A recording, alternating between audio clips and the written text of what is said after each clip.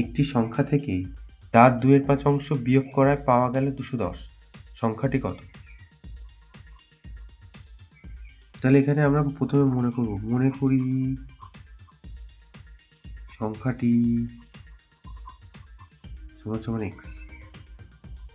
প্রশ্নানুসারে বলে লিখলে তাহলে এই যে x থেকে বিয়োগ করব x এর 2/5 অংশ, তাহলে বিয়োগ করলে পাওয়া যাচ্ছে 210। x এর মান বার করি, x এর মান বার করলে উত্তর, তাহলে x বিয়োগ 2x/5 সমান সমান 210। তাহলে বা এখান থেকে হচ্ছে 5x হবে মাইনাস 2x হবে সমান সমান 210।